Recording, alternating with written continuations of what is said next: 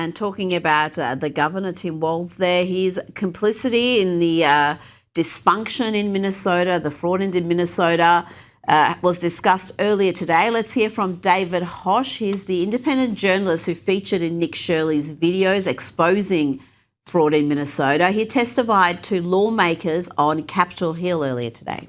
So going back to whether Governor Walz knew about it, Governor Walz admitted knowing about the fraud early in his first term, which would say 2020. Well, Minnesota statute 3.971 subdivision 9 clearly says that if you are made aware of fraud in a state agency, you are obligated to immediately report that fraud to the Office of the Legislative Auditor. Immediately. John, Tim Walz did not report the fraud to the Office of the Legislative Auditor. He claims he did tell the FBI. Will there be any sort of reckoning for his lack of leadership, whether it was ineptness or complicity? It really doesn't matter. He was governor and he seemed to not have his mind on the job. We know he's not running again, but could he possibly have an investigation into how he handled this matter? Well, first of all, Rita, the claim that you just heard there by Tim Walz that he somehow called in the FBI, he tipped off the FBI, that was investigated by the Minnesota Legislative Auditor, and it was found to be false. Walz didn't notify the FBI. It was the FBI that came to Walz and said that they were about to execute search warrants in connection with what became known as the Feeding Our Future fraud. The prosecution of that massive fraud was carried out entirely by the federal government, the FBI and the United States Attorney for the District of Minnesota. They've charged, I think, 78 criminal defendants now. Tim Walz and his Attorney General had nothing to do with it. They played no role whatsoever. They were bystanders at best and beneficiaries of the fraud. So as you said, Tim Walz has been pulled out of the race by the National Democratic Party.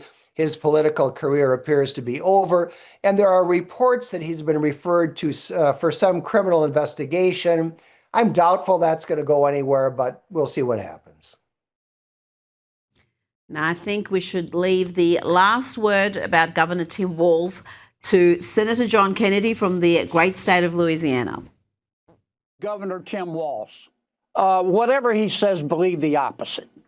I'm sorry, the man learned to lie before he learned to talk. He's just a, I can't help it, you crack me up. Well, he's just a less masculine version of Hillary Clinton. Oh, man. Tim Walz is a less masculine version of Hillary Clinton. That's going to stick in my mind. Now, let's have a look at this clash between Senator Ted Cruz and the co-CEO of Netflix during a Senate hearing on Netflix's pending $83 billion attempt to acquire Warner Brothers Discovery's streaming and studio assets. Look, Netflix has long been a left-wing company. Your founder, Reed Hastings, is one of the biggest Democrat donors in the country, including giving millions recently to the massive gerrymander in California, making it one of the most gerrymandered states in the union, because your founder desperately wants a Democrat House of Representatives. Susan Rice from the Obama White House is on your board of directors.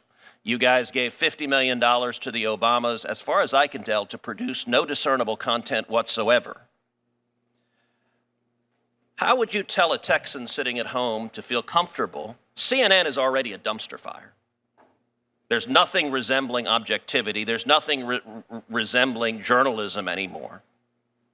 How are people at home, how should they feel even remotely confident that if this merger happens, the combined entity would not simply be a propaganda outlet pushing one particular political view with much greater market power than you have now?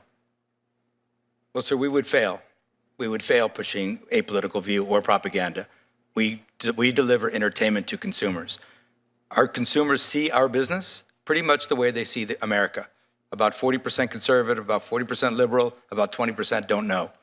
Oh, John, that's not at all accurate, is it? Netflix's political bias is pretty evident in its programming, throughout its programming, even children's programming. And to pretend otherwise is really insulting the audience. Rita, the entire entertainment industry is left-wing almost without exception. And Netflix is notoriously liberal. There are these Netflix memes, and you've seen them. You know what I'm talking about.